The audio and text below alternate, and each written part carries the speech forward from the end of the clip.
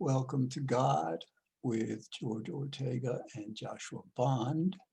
This is episode number 43, and I'm recording it on Saturday, December 19th at 3:45 p.m. Eastern Time.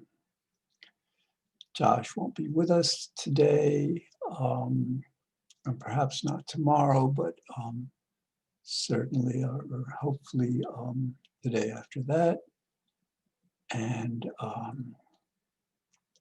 right, so let's explore God.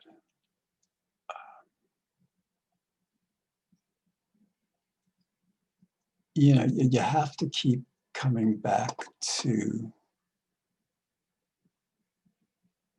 the understanding that God not only absolutely exists, but God is the only being, thing that exists. I prefer to refer to God as a being than a thing, because I'm a being. And so it just like establishes a closer relation.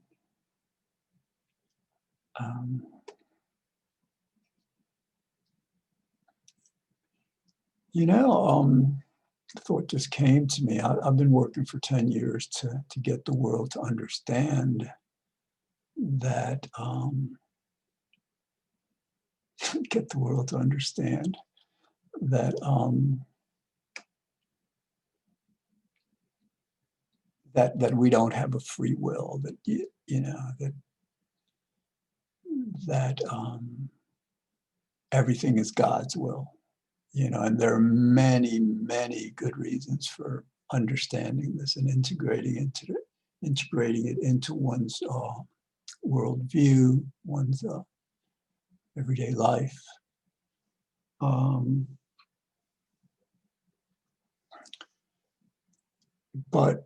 the thought came to me, and it came from God, because where do thoughts come from? They're all from God. And the thought came to me, well, perhaps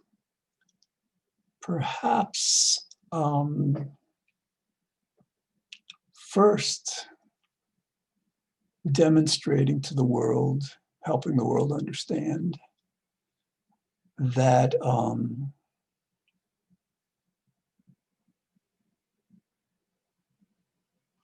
that the existence of God is unequivocal.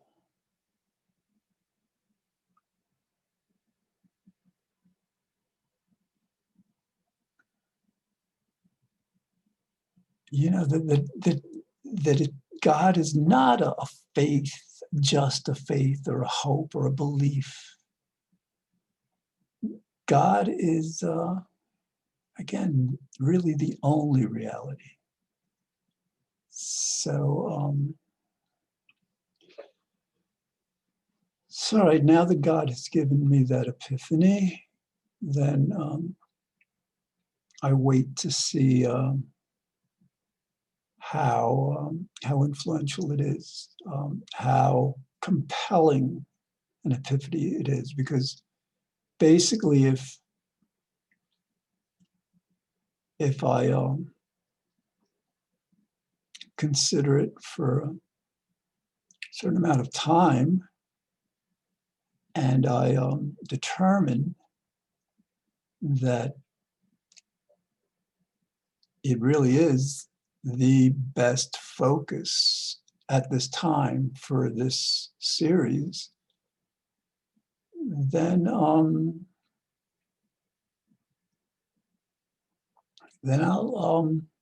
devote some time to not just explaining, more time. I mean, we've already devoted a lot of time to this, but perhaps devoting time exclusively as a theme, at least for several episodes. I mean, like, we might find that this focus basically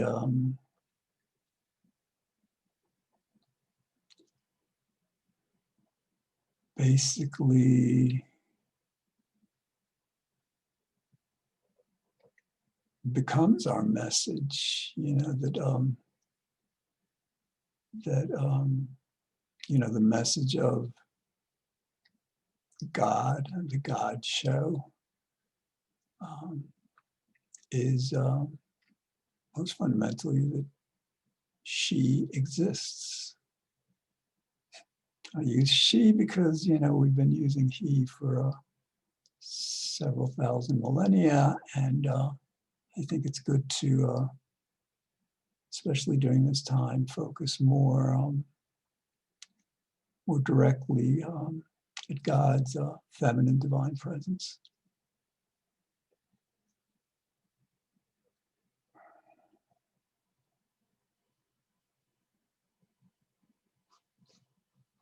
Yeah, it could be the kind of message that the world needs to hear, that religions need to hear. I'm not familiar with either any of the major religions or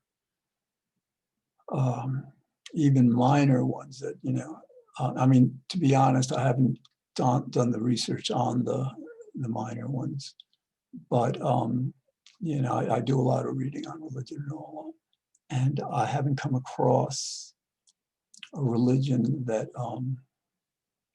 it's gained some popularity that's, somewhat influential, that, or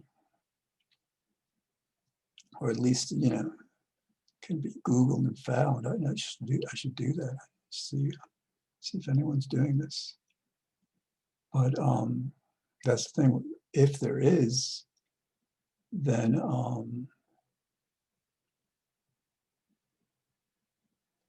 it needs to be amplified. So yeah, a lot of times with truths, especially spiritual truths, religious truths, it requires a community to advance something, to advance, in this case would be the understanding that that God absolutely exists without doubt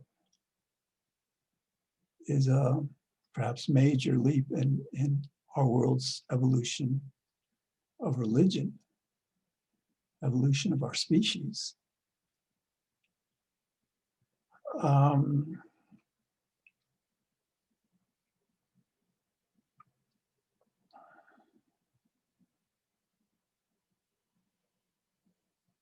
So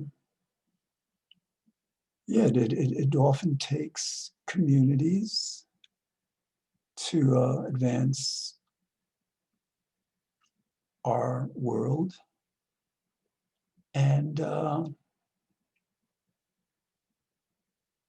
perhaps this is something that that many people will find compelling. Many religious denominations.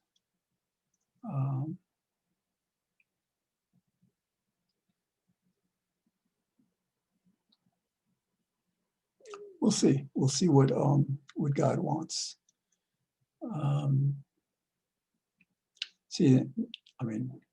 We can devote a little time to this understanding that we don't have a free will. If I had a free will, I could say to you, well, yes, I'm going to do this. I'm going to contact these people. I'm going to promote this, bring people together to work on this, and at least my part will have been done. I could say that with a great degree of certainty. It's because we don't have a free will that I can hope it happens, and only if it's the right and best thing. Because a lot of times, thoughts come into our minds, ideas, and we believe them to be good and right and timely. And on further reflection, they turn out perhaps not to have been. So, so we'll see. All right. Well, let's actually, rather than planning for the future, let's focus right now on the present. What happens within our mind when we come to understand that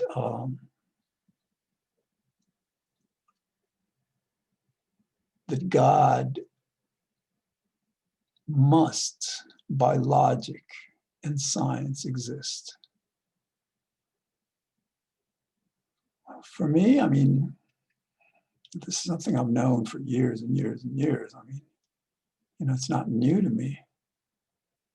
It's difficult to put myself in someone else's place who hasn't had this understanding, what it would mean to them.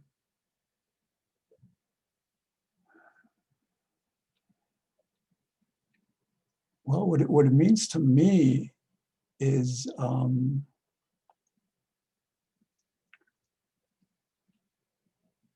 it brings assurance. I think we human beings are designed to seek meaning, to derive peace and joy from meaning. And there's so much more meaning in understanding that God clearly, logically exists than to just guess or hope. That kind of uncertainty is not as fulfilling spiritually as the knowledge that God exists.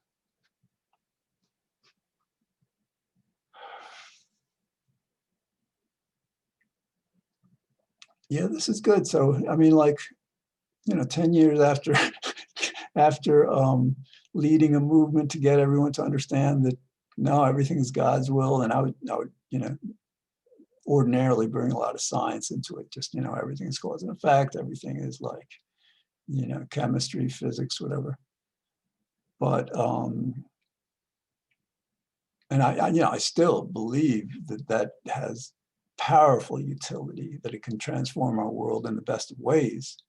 But yes, to now understand that, well, perhaps because most people, at least here in the United States, are religious, they believe in God. If you're going to tell people that they don't have a free will, when it's probably a good idea to tell them, well, it's really, your will is really God's will. And before you can perhaps do that meaningfully, here I'm just guessing, but it just may be that that starting out with the more fundamental matter of God's inevitable existence, God's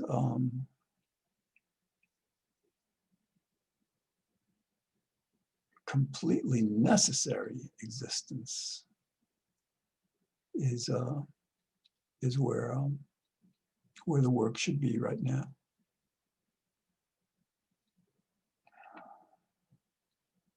So that's cool. I mean, and that's, because this is a process for whoever's watching this series, and it's a process for Josh and me also. We're asking ourselves and each other questions that generally we do not focus on that much. We're both religious. we're both concerned with making the world better, um, but um, but focusing on this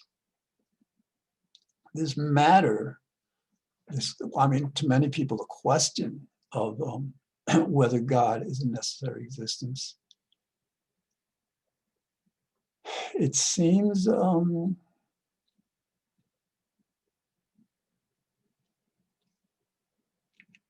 you know, we don't ordinarily, again, think and talk about it. And it seems a very, very powerful, logical way to begin this work, which is, you know, this series is really about helping the world more accurately understand the nature of God. And so, so beginning with the understanding that God is a logical necessity makes consummate sense.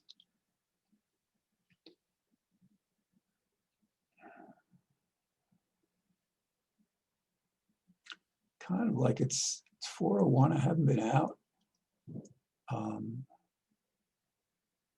Well, no, I gotta see. It's like, you know, I'm the Sabbath kind of like confuses me. I allow myself to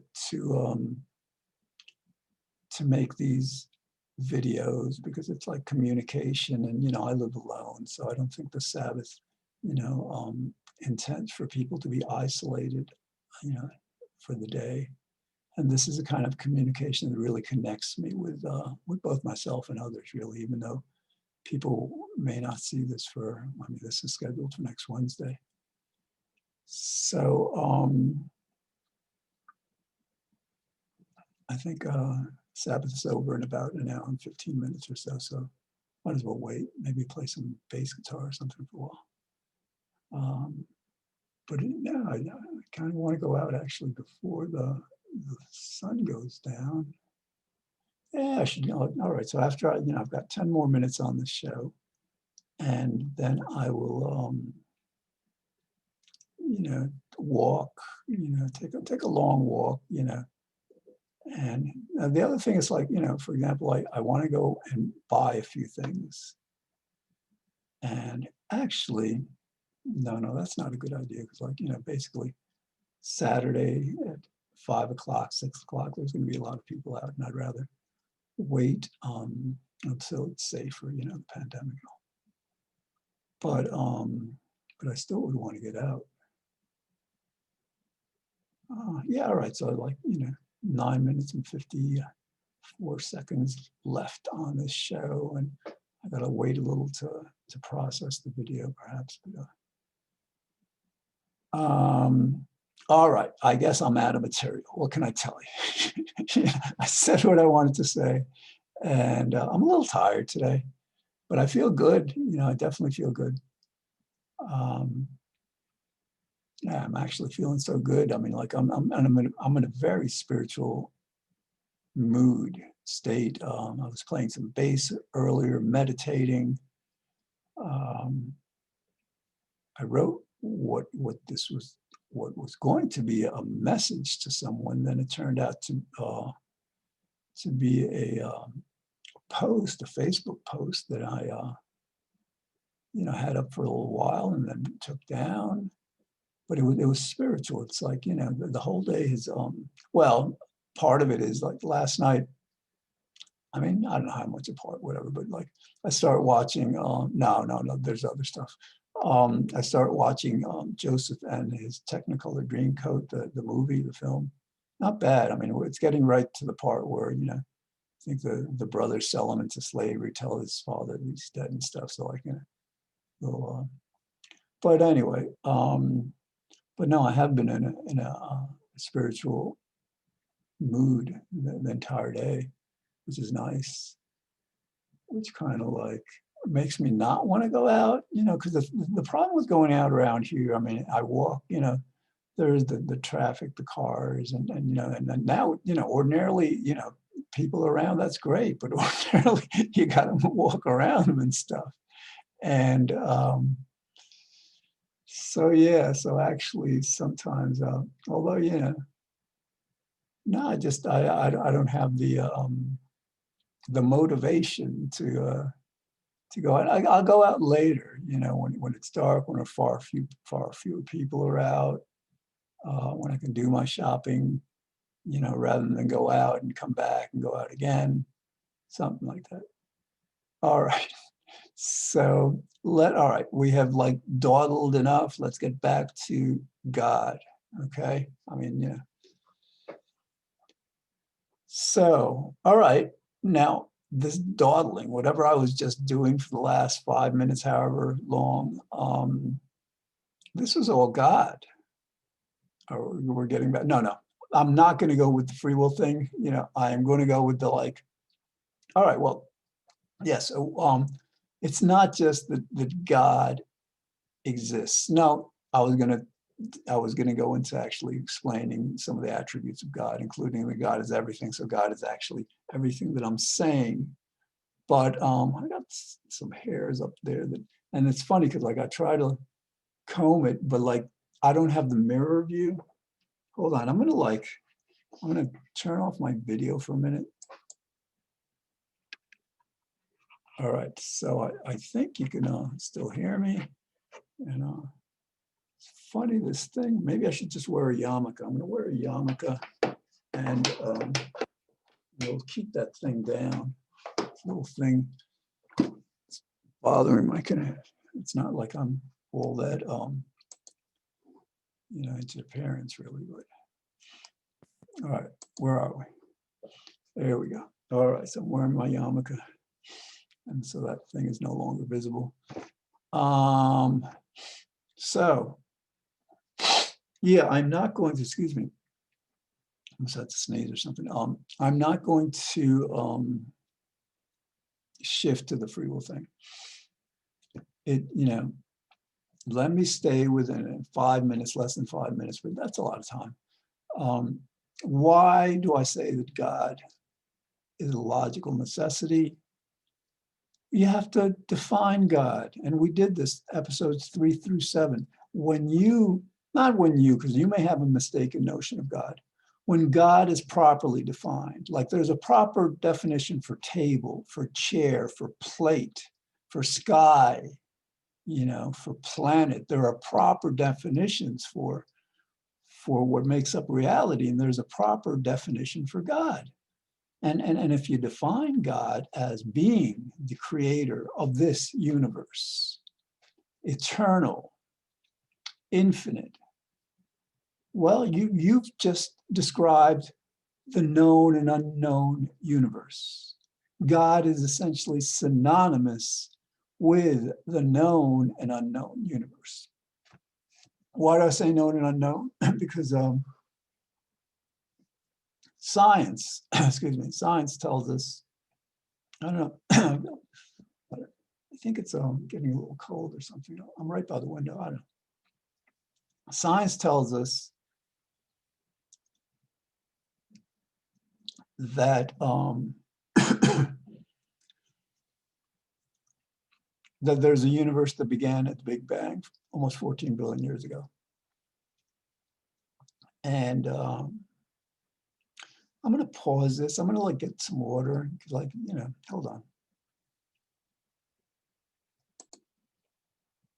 All right, so it's about 5 minutes later. I decided to get something hot to drink, and then I shaved, in the meantime.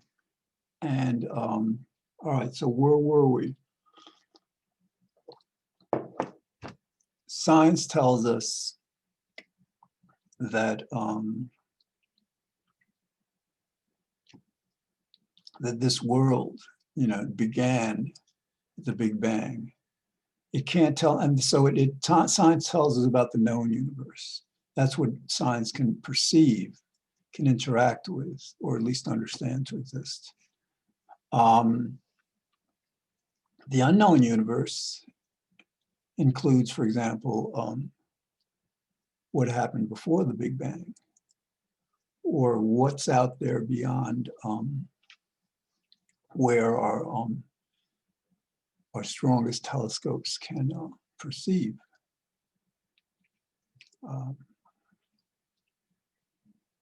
So